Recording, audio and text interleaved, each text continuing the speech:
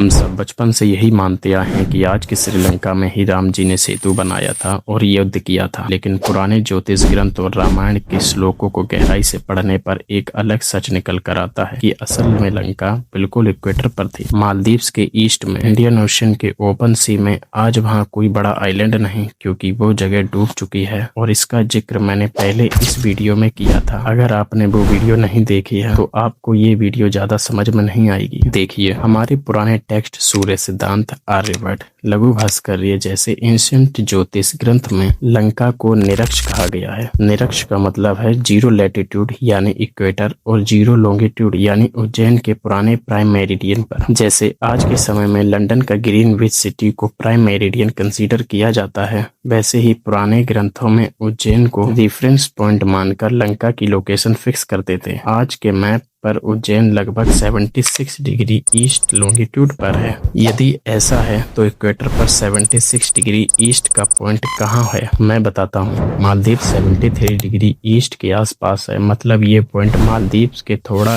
East में Indian ocean में है। आज वहाँ केवल पानी है, लेकिन लाखों साल पहले सी लेवल आज से काफी नीचे था। आइस एजिस के टाइम पर पानी का लेवल बढ़ता रहा और वो जगह डूब गई। अब यदि आज की श्रीलंका की लोकेशन देखें तो वो 7 से 9 डिग्री नॉर्थ लैटिट्यूड पर है और लॉन्गिट्यूड भी 80 डिग्री ईस्ट के आसपास, इक्वेटर से नॉर्थ में है। इस हिसाब से देखें तो लॉन्गिट्यूड और लैटिट्यूड दोनों ही मैच नहीं करते। इसलिए पुराने टेक्स्ट और मॉडर्न मैप को मिलाकर देखें तो श्रीलंका रावण की लंका नहीं हो सकती। ये मिसमैच सिर्फ जियोग्राफी से नहीं बल्कि एस्ट्रोनॉमी के सबसे स्ट्रॉन्ग प्रूफ से साबित होता है, और वो प्रूफ है अगस्त तारा। अगस्त तारा असल में कैनोपस स्टार है, जो आसमान का दूसरा सबसे चमकदार तारा है। रामायण के टाइम में ये अगस्त तारा सदर्न कैलिशियल पोल के बिल्कुल पास था। सदर्न कैलिशियल पोल मतलब दक्षिण ध्रुव। जैसे आज नॉर्थ में पोलराइज स्टार फिक्स्ड दिखता है, वैसे ही उस टाइम अगस्त साउथ स्काई में ऑलमोस्ट फिक्स पोजीशन पर दिखता था। ये बात बहुत इंपॉर्टेंट है क्योंकि लैटिट्यूड पर डिपेंड करता है कि ये तारा असल में कहाँ पर दिखेगा। अगर आप इक्वेटर पर खड़े हैं यानी जीरो लैटिट्यूड पर, तो अगस्त तारा सदर्न हॉरिजॉन पर बहुत लो और फिक्स्ड दिखेगा। लंका के कॉन्टेक्स्ट में रामायण में भी अगस्त तारे का जिक्र है। अगर लंका श्रीलंका होती जो 7 से 8 डिग्री नॉर्थ लैटिट्यूड पर है, तो उस टाइम अगस्त तारा होरिजन से पीछे चला जाता और दिखता ही नहीं। ये एस्ट्रोनॉमी का बेसिक रूल है। साउथ पोल स्टार सिर्फ इक्वेटर से ही लो होरिजन पर दिखता था, थोड़ी सी भी नॉर्थ लैटिट्यूड पर शिफ्ट करो तो वो नीचे चला जाता था। रामायण के टाइम का स्काई आज से बिल्कुल अलग था, क्योंकि अर्थ की एक्सिस प्रिसेशन हर 26 ईयर्स में स्टार के पोजीशन चेंज होते हैं। मॉडर्न सॉफ्टवेयर से सिमुलेट करने पर भी ये साबित होता है कि अगस्त सिर्फ इक्वेटर से ही रामायण के टाइम में लो सदर्न हॉरिजन पर दिखता था, श्रीलंका से नहीं। इसलिए महर्षि वाल्मीकि जी ने लंका को ऐसे डिस्क्राइब किया जो इक्वेटर पर ही परफेक्ट मैच करता है। सिर्फ लैटिट्यूड ही नहीं, डायरेक्शन का भी मिसमैच है। रामायण में वानर राज सुग्रीव ने वानर सेना को लंका ढूंढने के लिए साउथ वेस्ट डायरेक्शन बताया था, और उसी डायरेक्शन को बताते हुए उन्होंने अगस्त तारा के बारे में भी बताया था। उन्होंने कहा था ये तारा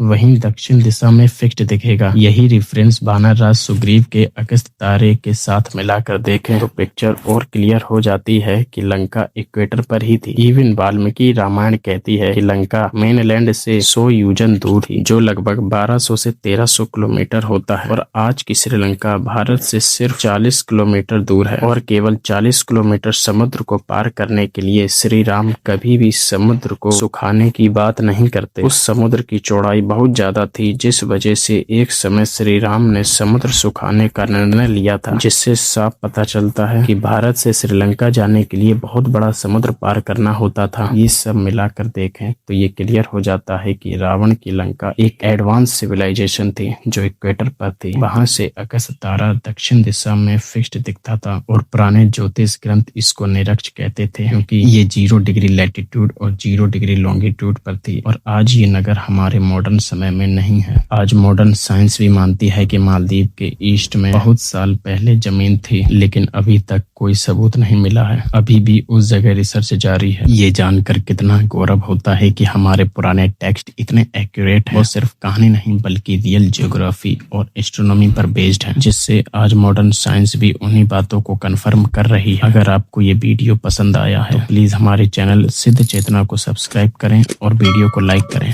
धन्यवाद।